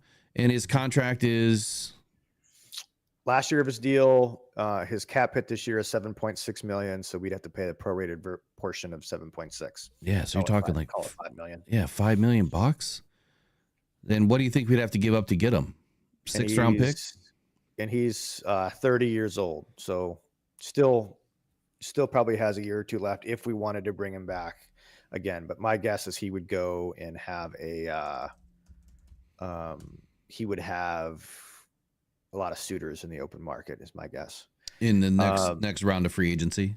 Yeah, after this year. So it would be a 1-year loan essentially. So given the fact that it's a 1-year loan, I think it's probably a 5th round pick, 4th or 5th round pick. What do you think? Man, okay.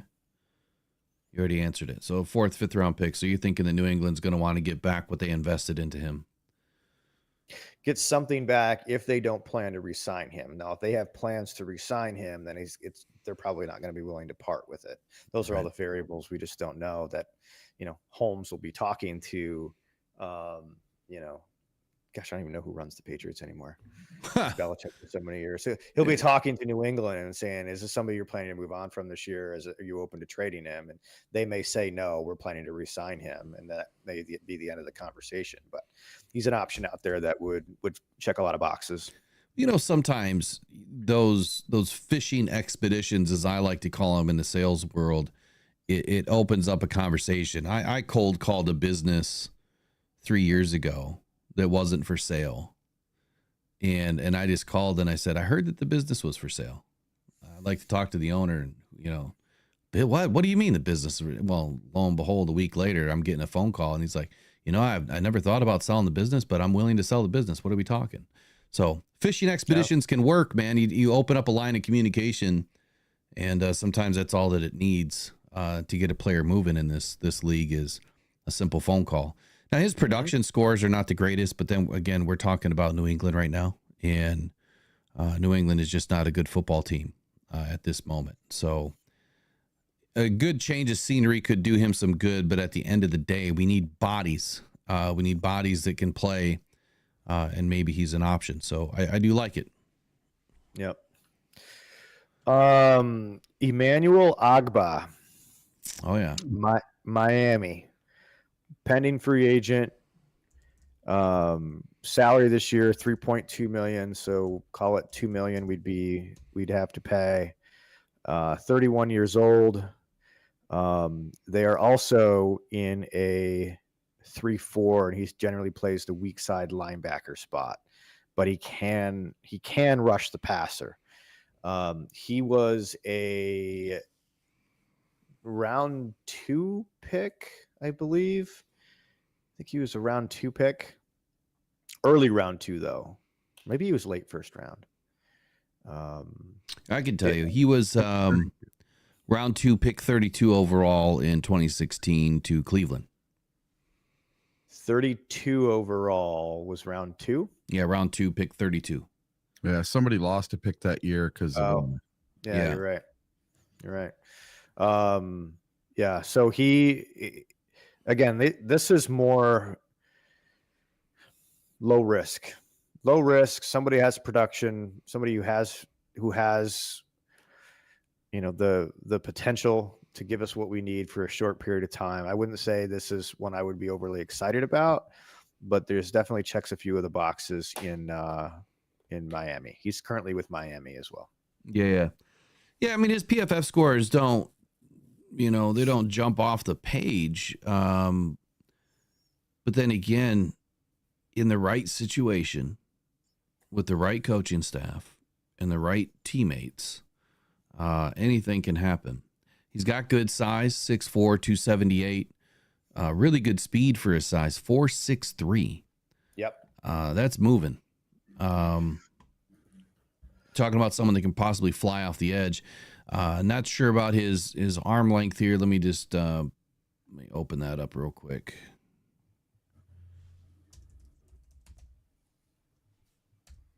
Eric, do you have anyone to talk about or any comments on any of these players so far? Well, so far, these players, I'm more in line with the low risk players like Smith. Now, Smith was a former Packer and a former Viking. So That's right, he was a Packer. Yeah. So I think he was drafted by the Ravens. He played for the Ravens for a while. He was all over the place, but him being a former Packer makes me not want to pick him up. Just that's my personal feeling. So I'm getting my fan in there today. The Packer haters coming out at me today. I hate picking up former Packers. They just never work. That's my 2 cents on him. Ojulari, I really think that kid. I'm thinking there's some reason that he came up in our talks a week ago, and then now we're talking about him again today. And if he was a fit a week ago, I think he's a fit today. We're just going to have to see what happens with the Giants over the next 3 weeks. And that's something that might come down to the trade deadline, just because the Giants may have to lose a few more games first before they're willing to come off of a player like him. Same thing with Hendrickson. If Cincinnati loses a couple, yeah, games, exactly. Get him much more. Yeah. So Brad's going to have to be patient. He's going to have to be really patient. Yeah, and I think that's what he'll do. I think he's going to wait. I don't expect anything this week as much as we want it. Like, we're like, oh, let's do something this week. Mm-hmm. We're thirsty for it.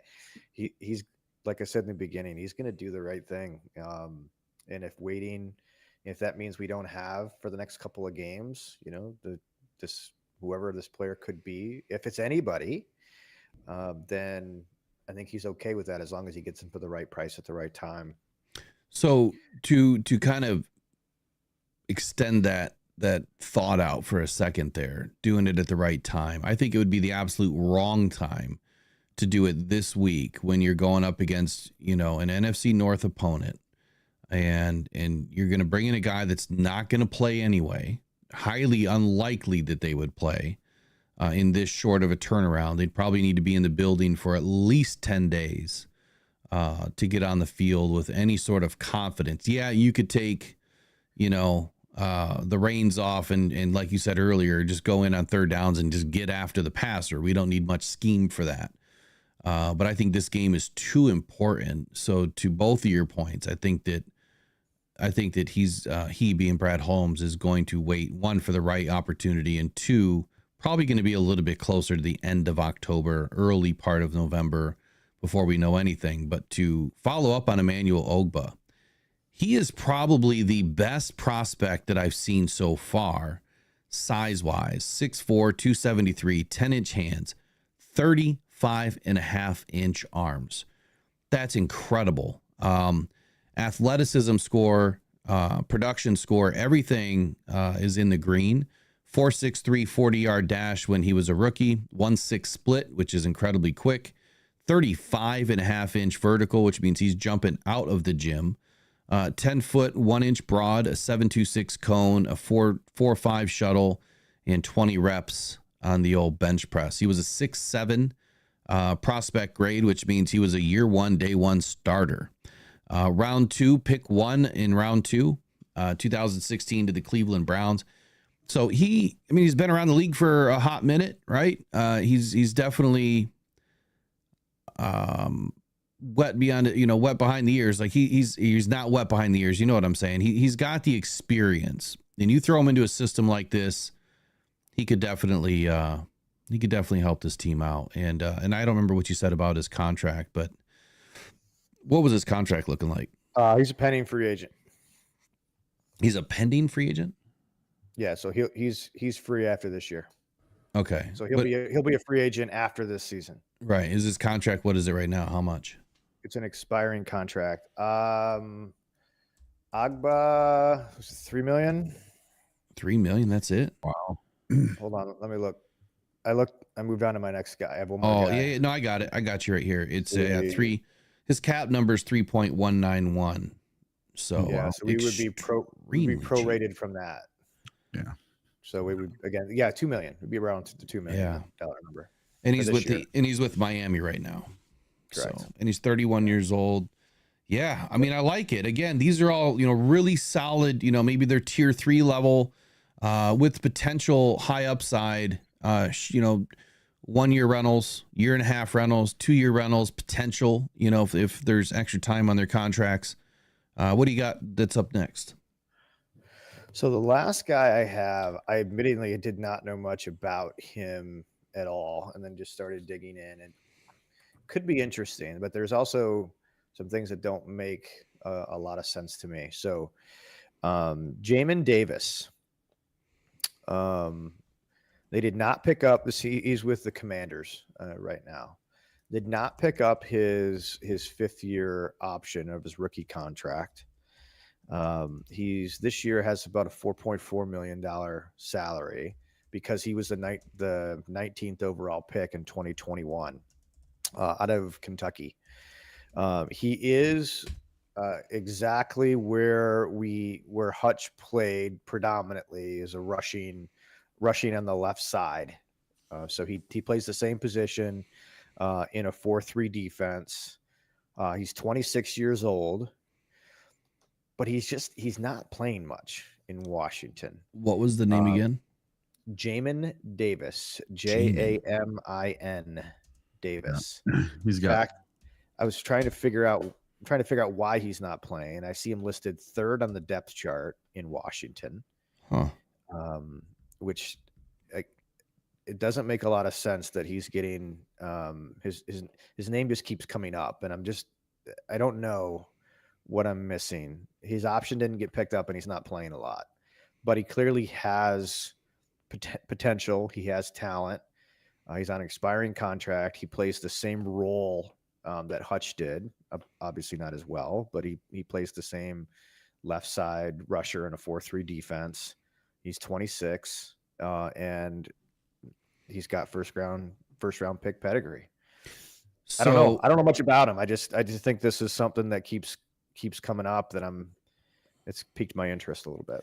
I don't know how I missed this one either. He being a first round pick 4 seasons ago. I found this little article here, and they're talking about him and Emmanuel Forbes, both healthy scratches. Now, according to this, where was it? Even with a fresh start for Davis, with a new head coach at Dan Quinn and a new GM and Adam Peters, Davis has continued to really come up short for the Commanders. Most notably, through 4 games in 2024, he had 12 tackles and 0 sacks. Not what anyone wants out of an edge rusher. He's not playing. He's not even on the field very much. And so, but wouldn't this fit the mold of what a Brad Holmes would do? Like, find a cast off who has the potential. Now, I don't know about character. I think there was like a reckless driving or something in his past, so that's probably a check mark against him. But like, this would be like the ultimate Brad Holmes move, to dig down, find a guy like this, get him a fresh start, set the expectations of what he needs to be a Lion. If it doesn't work out, he's gone at the end of the year, and you're out maybe $3.2 million. Yeah, so Washington has already turned down the 5th year option. I don't know if you had mentioned that. Yep, they did. So that would have paid him $14.4 million in 2025. So clearly the relationship is over. Yep.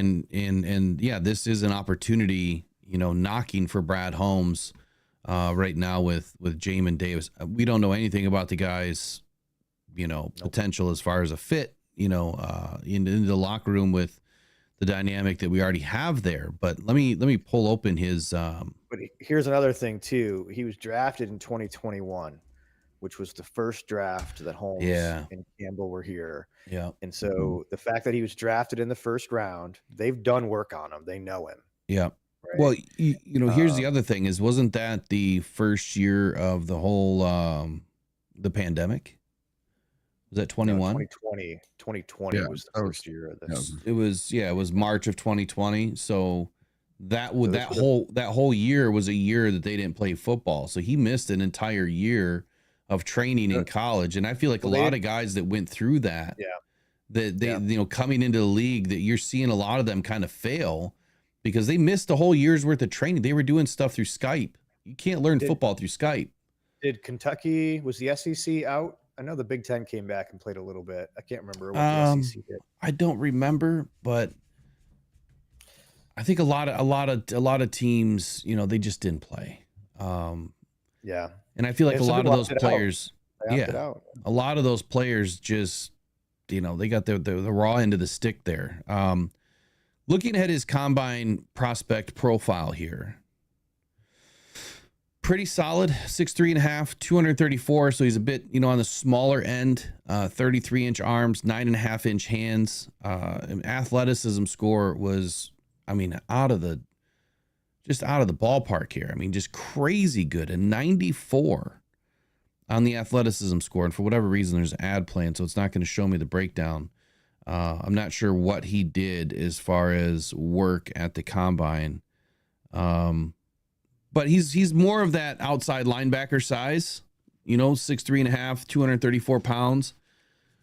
Could play the speed end size. I mean, he would be a major upgrade for a James Houston. I mean, if he's got the speed, you know, maybe you see a James Houston trade here with Washington. Hey, we'll take yours, you take ours, and you know, we'll wash our hands. And he has in 2022 and 2023, he played 85% of the snaps. So he was on the field a lot for 2022 and 2023. He had 3 sacks in each season. Again, nothing that's going to jump out, but he's shown that he has something at least. Right? Yeah. Otherwise, but there's something with this new coaching. new coaching that's just not a fit for him. So he probably wants out as much as they want to get rid of him. What do you think, Eric? So, you know, this is one where I believe, just seeing this and everything you guys have talked about, that this is a player that could possibly really benefit from seeing a change of scenery. Yep. That's what it looks like to me, that possibly this guy has all the talent in the world. It sounds like his scores are off the charts. What's wrong? It's something up here between the ears, right? There's something either with bad coaching, or he's not a culture fit for them, because they're going to have a different culture than the Lions do. Maybe he's more of a hard-nosed, grinded out guy like the Lions like. He's not the finesse guy like their culture is over there. So let's see. I wouldn't mind that one. That one would probably be very cheap in the last year of his rookie contract, so he's going to be cheap. I think you throw Washington a 7th round pick at this point, you're probably going to. Dude, they'll take it. They'll probably take it. Pick. Yeah. And the other thing too is you mentioned about why we think Brad will wait. The other thing you would benefit from waiting is, I think you owe it to the guys who have been there, the Ukwus and the Pascals and the give him a shot. Houston. Yeah. Maybe we get rookie James Houston again. Yeah. You know, like give him that shot, because then if one of those guys steps up, that probably changes how desperate or how hard they go after somebody. Right. And so I think there's a lot of advantages in just waiting this out a week or two. Let's see what we got, and then assess like what pieces we need to move around. And I think that's probably what he's going to do.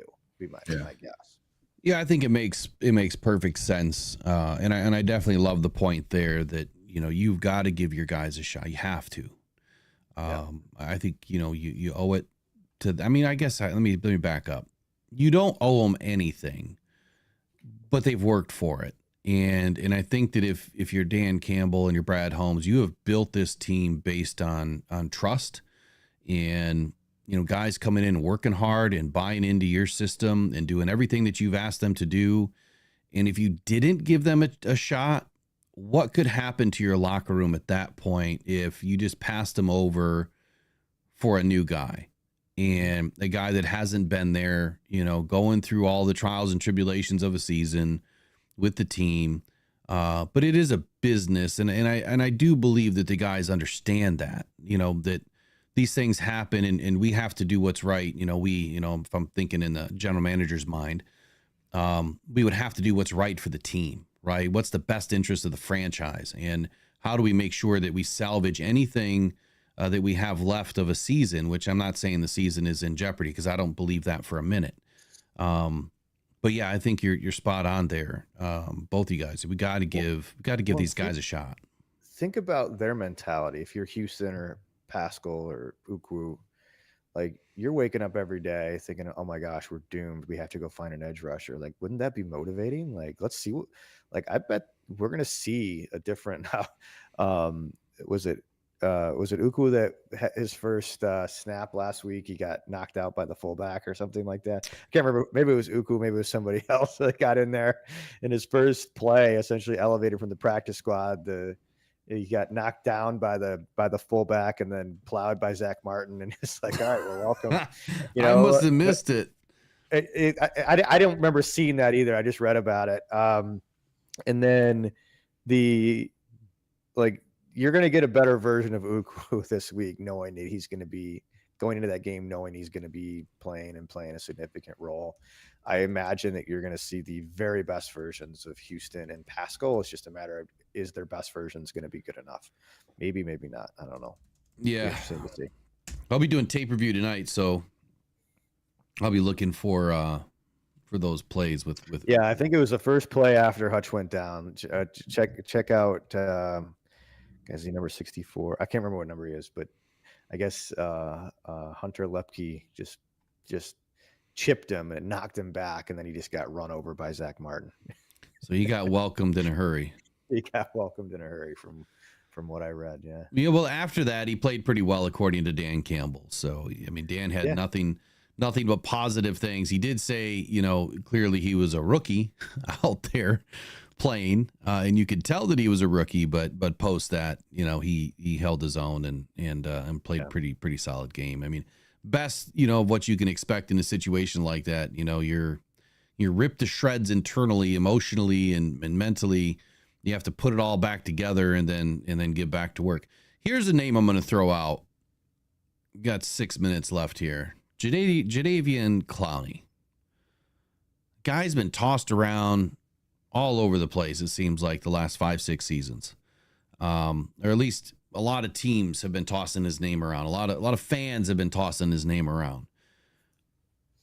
Why or why not Jadeveon Clowney? His cap hit this year, $6 million. So he's not overly expensive. Next year, $14 million. He's getting up there in age. He's a 2014 draft pick. He's 31, will be 32 sometime February next year. Having a really good season. He's rated in the top 5, I believe, for pass rush win rate.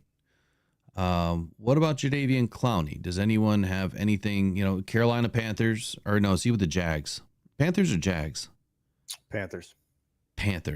So a team that's going to be selling, you know, potentially. Team's going to be selling. One thing about Jadeveon Clowney is part of the reason he went to Carolina is that's where he's from. He's from South Carolina. He wanted to play for his hometown team, from what I could see. So is he willing now to just leave and come to Detroit? He's one of those that probably, I don't know the particulars, but I'm guessing, given playing for his hometown Panthers was the draw to get him down there, he probably has some sort of no trade, or he has a say in where he goes. And so that would be my only, and the only thing I picked up in terms of Jadeveon Clowney when I was looking into him is just, he seems to want to play in Carolina. Now that he's playing for that team, maybe he's changed his mind and he wants out. But that was the only thing I picked up on Jadeveon. But yeah, first blush, oft injured, but a game record when he's healthy. But weren't there issues with Jadeveon Clowney and his attitude, though, with teams? That's sounds familiar. Yeah.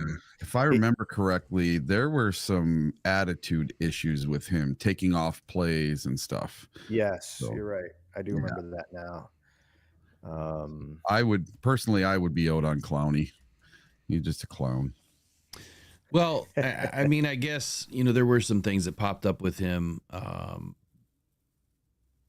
as a Brown. We're talking about the Browns, though. And there was a lot of players that probably took off plays for the Browns because it was the Browns. And, I mean, that doesn't mean that that's his character overall. Probably was going through a bit of a situation where he was unhappy that, he's with a team that was terrible and just wanted to get out of there. I would say that probably since he's left the Browns, I haven't really heard much from Jadeveon Clowney being an issue or a problem. I do believe that people do deserve a second chance, and I think he's done pretty well with the chances that he's been given. I mean, he's still in the league. He's still playing at a high level. But again, I think the tape would tell you everything you need to know. Is he taking plays off? Is he not? Is he working hard? Is he not? Does he have a high, moral character now after leaving, Cleveland? Seems like a lot of people do once they get out of that city. Well, I think it too. And a lot of the times when you have a person that was a high draft pick at this age, like they want to win, right? Yeah. So Clowney spent most of the mid 2010s in Houston, wasn't winning a lot. He played a season for Tennessee, 2 for Cleveland. He's in Carolina now. He did have one season last season in Baltimore where he had 9.5 sacks. He's never surpassed 10 sacks a season in his career, which I found surprising when I just looked it up. But how good would 9 sacks be right now for the rest of the season? 9.5. Yeah, I think if you tell me we could get 6 sacks from whoever, if we bring somebody in, whether it's Houston that's already here, you tell me we get 6 sacks the rest of the season. Sign me up. One every other game, you take it. Yeah. Well, I think that's the key that we have to look at here is whoever comes in, whether the Lions bring somebody in or not, that answer will be given to us here by November 5th. As I like to say, just hold on to your butts because we're going to be sore sitting here waiting for a minute to figure out what Brad Holmes is going to do. But then there's the other side of that coin. Sometimes we get notified at 9:30, 10 o'clock at night that Brad Holmes has done something. And that's typically how he works. He waits till half the country is in bed and then he does his dirty work and he figures out something for this team moving forward. At the end of the day, I'll give you the last 90 seconds that we have here. My personal take, but I want to hear your personal take. Give me 60 seconds. Eric, what do you think about Brad Holmes, and where we're headed and what he's going to do or not do? What is your attitude towards Brad Holmes and what he has shown us over these 4 seasons? And then I'll do the same thing with you, Jared. So first and foremost, Brad Holmes is not going to mortgage our future to bring someone in for a part of a season. This is too tight knit of a group. So if I had to guess which way I was going to go, I would say a mid-tier. Maybe somebody like this, Jamin Davis. That's kind of intriguing to me. Someone that just needs a change of scenery, very low risk, very high reward. Other than that, I think that if you're trying to get 6 sacks for the rest of the year, we might see a lot of James Houston. So, So James Houston is going to stay. What do you think, Jared? What's your take on Brad Holmes and where is he going to lead our team here? I think he's going to take his time. I think he's going to give the people in the door the first shot, so he can really assess what it is that he feels we need down the stretch. He will address the position. My prediction is he's going to make a move for somebody that none of us have talked about or are suspecting. And that person's going to come through. That's where I think is going to happen. Honestly, like I think we're going to sit around and talk about the names and who we think could fit. And that's why I was kind of trying to dig deep to try to figure out like somebody that not a lot of people are talking about yet. but I think he's gonna find something out there that we're like, whoa, didn't see that coming, and I think it's gonna pan out. Well, for me, I think that what you just said is exactly right. Brad Holmes is going to dig deep. And not only is he going to dig deep, he's going to dig wide, and he's going to put his tentacles out into every NFL team and try to figure out what's there. I mean, we've already brought in Isaiah Thomas, who has very high upside, has not had a whole lot of production in his NFL career, but he's going to be with the right type of team and the right type of coaching to allow him to develop. I feel like the next move, if there is going to be another move for another player, I think that, Jared, you're exactly right on this, that it's going to be somebody that we're not thinking about. And it's going to be somebody that will make sense at the end of the day, and somebody that will produce. And Eric, I think you're also spot on in saying that Brad Holmes is probably not going to mortgage this Detroit Lions future just because we're going to be without a player for the balance of the season, and to start, OTAs and, first part of the offseason next year. We should have Aiden back next season, assuming everything goes well. And that's what we're going to plan on, is that everything is going to go well for Aiden. At the end of the day, whatever Brad Holmes does, there's one thing that if you haven't learned it by now, now's the time. Trust the process. They've done it right. They've led us down this path now for 4 seasons, and they're getting things right every single year, and they haven't let us down yet. So that's it for me today. I think the last thing I'll say too on that is there will come a day and a time at some point when Brad Holmes makes a wrong decision, right? Sure. It'll happen. It's the law of Murphy's Law, whatever it is. If it can go wrong, that will happen eventually. And I think we have to always remember that too, that, we're getting a little bit spoiled that the things that he's doing is working out so well. Important to also have patience when, if he does make a bad decision. So, because we were used to the inverse for so long. When he does make a bad decision, I'm sure there's going to be, a certain crowd of fan base that is going to scathe them and trash them. But you know what? I'm just going to say, hey, you can't win them all. I mean, you've hit on 90% of your draft picks. Tell me another GM that has done that for 4 seasons straight. It's amazing. Just amazing. He's going to get one wrong. So be it. You know what? That's why he is so meticulous at what he does. Brad Holmes for president. That's my vote. I'm good with it. Keep on doing what you're doing, Brad. And we'll see you guys back here tomorrow. For the members, we'll be back tonight doing tape review. And if you guys haven't subscribed to the channel, please do us a favor, like, share, and subscribe on your way out of the show this morning. Give us an opportunity. Stick around. There's a lot more good content on the way. I see you guys have been lighting it up today. I mean, we've got over 50,000 views in the last 24 hours. So whatever you're doing, it's working. Keep on doing it, and go Detroit Lions. We'll see you guys tomorrow morning. Did you have something, Eric? Yeah, I just saw that you're at 6.14 thousand. Yeah. Yep. So we'll be doing a pop-up here. Actually, we're going to have to do 2 because by the time we get to it, there's going to be another helmet that's due. I love it. So, all right, y'all, take care. Have a good day. Bye-bye.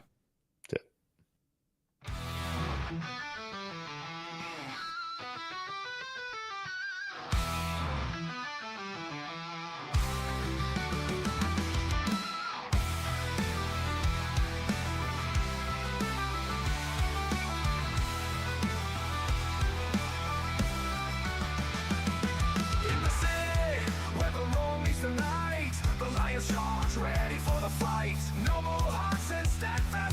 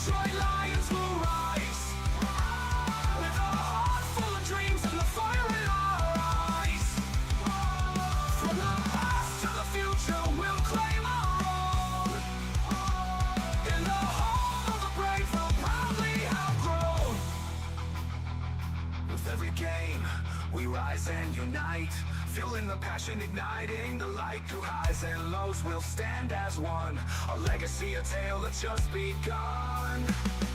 Together